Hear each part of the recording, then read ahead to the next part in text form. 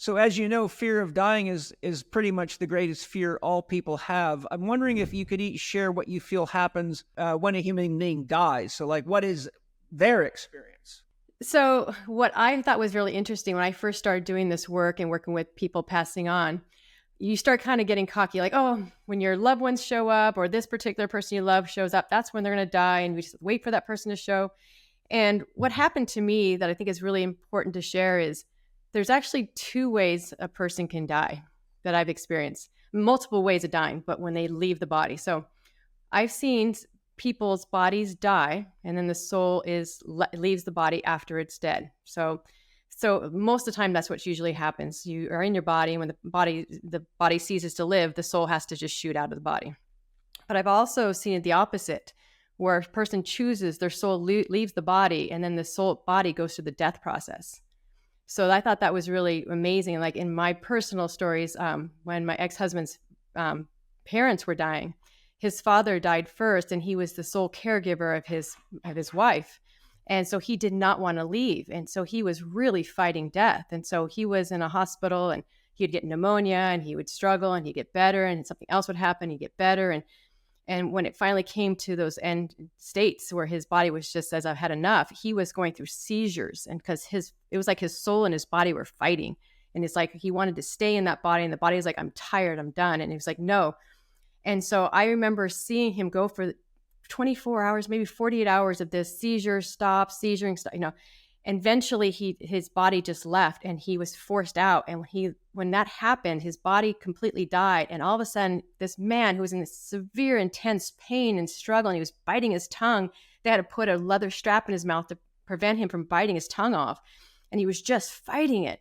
And when he finally let go, his eyes opened up, and he looked up, and he saw the most amazing thing. And I was so fixated in his face, I didn't see what he saw, but it was like intuitively, I felt that he had a son that died. And I felt that that son was there, and he saw him for the first time after so many years and was so happy. It was just like this light on his face. His eyes opened up, and he was bright. It was just like, and then he was gone. And I was like, wow, that was amazing. And then 3 months later, his wife started having problems, and they didn't know what was wrong with her. We were taking her to the hospital, and they couldn't figure it out. They just called it end of life agitation.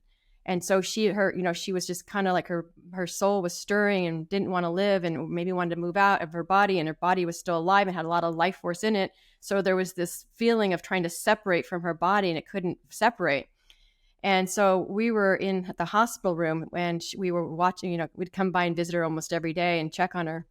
And on this one particular night, we were in the hospital, and my ex-husband says, I'm going to go tell the nurse that we're leaving, but we live 5 minutes from the hospital. And she said, we said, please, he was just telling the nurse, I'm going to leave, but if something happens in the middle of the night, please call us and please let us know, because we'd like to be here when she dies. And so he was having that conversation, and I was just waiting in the room, and she was at this state very sedated. They had her medicated, and she was relaxed and lying in her room. All her vitals were normal. Nothing looked bad. And just then I see his father, who had died just 3 months ago, the one who had this horrible death with the seizures, and he walks in, and he comes up to me. So again, an apparition comes up and kisses me on the forehead. And and as that moment, she's facing me with her eyes closed. I could see her eyes open up, and she sees him.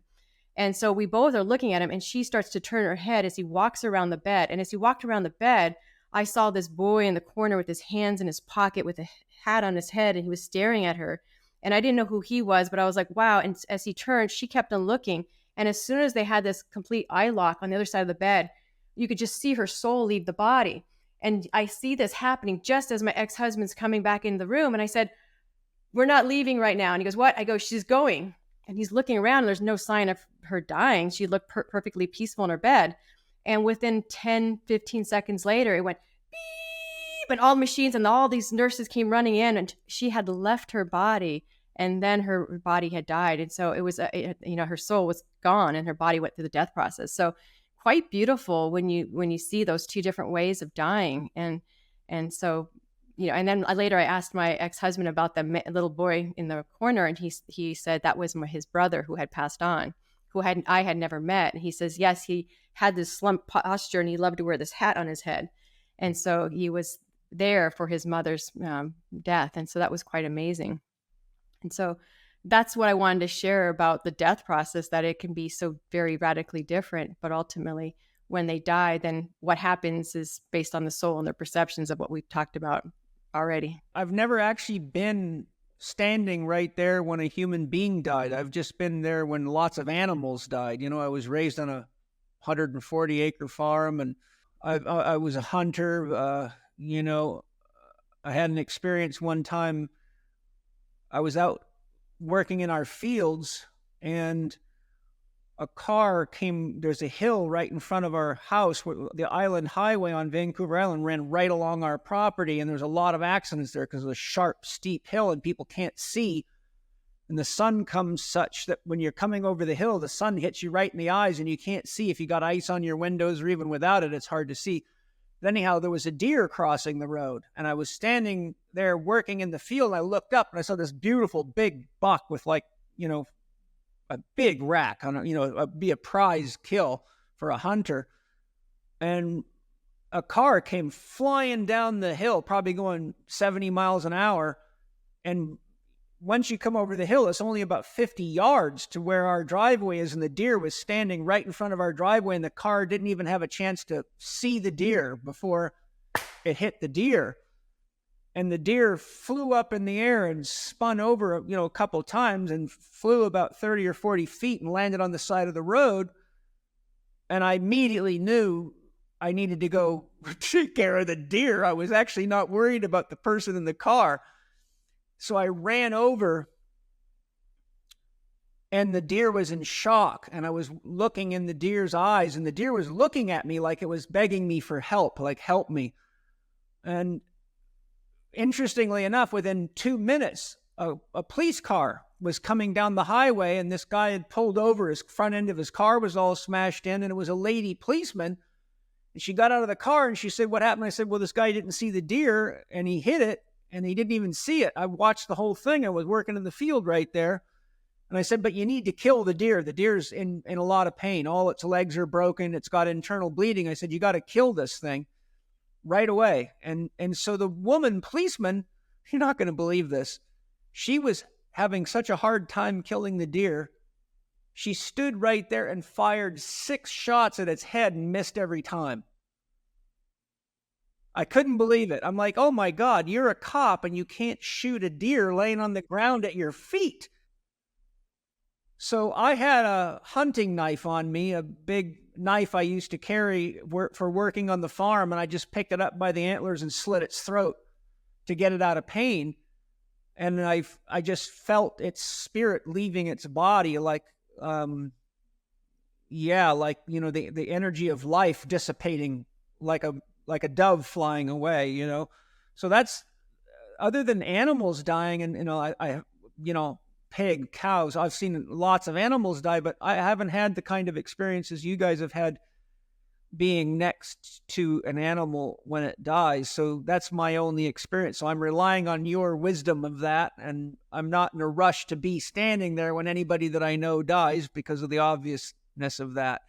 I've had quite a few experiences of actually being present with people when they were dying, as well as, talking to people after they've died. But I've also had the experience that my sister was a person who had a near-death experience. A couple of years ago, she had an operation that went wrong. Her incisions came open, and it was really bad. Like, she had to be rushed to the hospital, and her husband had called me, and I was about 10 minutes behind them on the highway. And my father and my grandmother, who are both dead, came into my car with me, and they told me that my sister was going to die. And that I remember, because I was like, what? And they were like, Sandy's going to die. And I was like, no, you can't have her. Like, you just can't have her. And my dad said, well, don't worry, because you can talk to her, so it'll be fine. And I was like, no, because that means I'm going to be doing more work, because my spirits are really pushy. So the idea of my sister being dead meant that not only would I miss my sister, but then all of those bossy relatives of mine who are psychic would be telling me what to do. So I knew before I got to the hospital, I had already had an argument with my relatives over my sister dying. And my sister came out of surgery and she was still, under the influence of the medication. What had happened was she had an allergic reaction to ketamine, which they gave her as a sedative, and she died on the table. But when she came out, she was doing this weird, like hula dancing kind of thing with her arms, and she was singing. She was literally singing, "I have died and been reborn." Oh, great. And I was like, so, and what she said happened to her was that she was met by my grandmother, who told her that she had fulfilled all of her lessons, go back to that agenda, all of her karmic, things that she had to do in this lifetime, she had fulfilled, and that she could die if she wanted to. Because my sister has a lot of health problems. She has rheumatoid arthritis, and she had been in a very difficult health crisis at that point. She's much better now. She still has rheumatoid arthritis, but believe it or not, her health is actually better than that too. But my grandmother told her that if she did die, that she would miss out on her son making her a grandmother. And my sister didn't die. And her son told her a couple months later that he was pregnant with what was her first grandchild. So her experience, though, was beautiful. And it was one in which she was met by her, my grandmother in particular, which is kind of like, I say that most families have a family matriarch or patriarch who meets people when they die. So even if your wife is going to meet you and your kid's going to meet you, chances are if your mom that's her job, she's going to meet you too. Okay. So my grandmom is our family matriarch, and that's who my sister was met by. But I really liked what you had to say, Angie, about people dying differently. I have often assumed that it had more to do with this age or the experience of the soul, because I do believe that some of us are, we have more wisdom, we've been around more, because I will have people who tell me that they died in a car accident, and I'm talking to their family. I'm like, okay, well, they were out of their body before the ambulance even got there.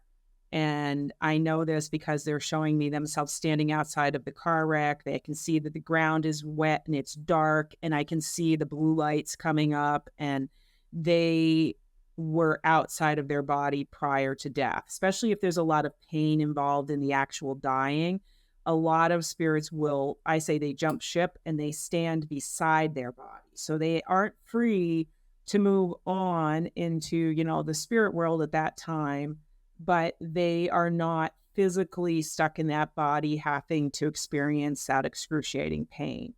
And I had an interesting experience myself. I've done a lot of training, and one of the trainings I did involved sitting with our own death.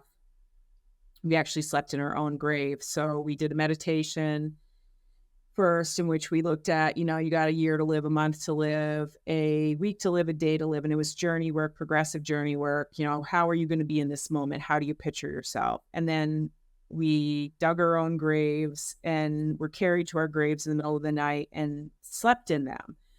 With like a blanket over us with dirt thrown on top of it, but like not enough. It was just like symbolic dirt on top of it. The person running it was not looking to really bury us, but it was still intense.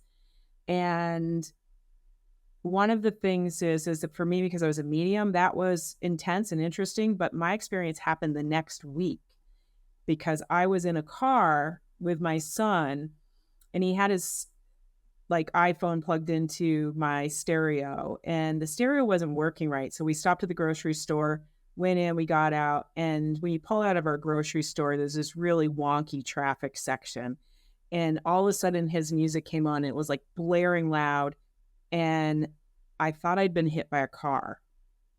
I was out of my body, like instantaneously. The music came on, and it was like, bam. And I was like up here in the car, mostly out of my body. And I was like, oh my God, I just got hit by a car. Am I dead? And then I thought about my son, and I was like, okay, is he okay? And then I pulled myself right back in. And what I realized was like, I'm the soul that's going to jump ship.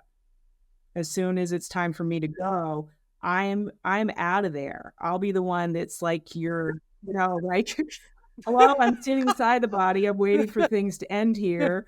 So I think that a lot of it does have to do with fear, has to do with, how much spiritual wisdom we might have. But I think that the ones of us who have more spiritual wisdom do have the understanding. Paul, you've been having out of body experiences as well your whole life. You're probably also going to be like, I could be in this body that's in pain, or I can just stand here beside of it until they actually let me go, but I don't want to be there. Um, so that's my perspective. I think that, like you guys have both said, I think that the actual experience of death is different for every person. I think that how we die and whether we stay attached to our body or not is often based on fear and, with age of our soul or wisdom of spirit, we have less fear of dying. So we are more likely to be out of our body. And the only other thing I'd like to add to that is that, when you talk about having your friend who was asleep when she was murdered, my spirit guide, Adam, who I worked with for years, he had malaria. He got malaria in Costa Rica as a young man visiting, and he had been delusional. So he had been in and out of consciousness where he was having, hallucinations. And one of the things he told me when I first connected with him was that he didn't know when he died because of those illusions that he was in, kind of like the dream state thing, and that he didn't know until his grandfather came to get him. When his grandfather came to get him, kind of like what happened to you with your friend, you went and told her like, hey, you're not getting back in the body. Things are done here. His grandfather, who was already dead, played that same role for him, showing up and being like, hey, buddy, yeah, you're not getting back in. It's time to go. So I do think that there can be moments, particularly when we have confusion at the end of our life, where we might get stuck. When I do soul retrievals, it's like the person jumps out of their body thinking they're dying, but they didn't die. Now there's part of them that's outside of their body. So those fragments are stuck in those times. And then we have to bring those back. So that's probably another whole podcast with Paul, but that's absolutely happens. And so we have this choice. Do I leave my body or stay in it? And then those who don't want to die, their body dies and they're still stuck there waiting for their body to come back, and it's not. And then that's where psychopomp work comes in, and if we talk about religions, the Catholicism was infamous for doing psychopomp work in the earlier years. And it was, you would go to the priest to make sure your loved one passed on, and they went to the light, and sometimes they don't.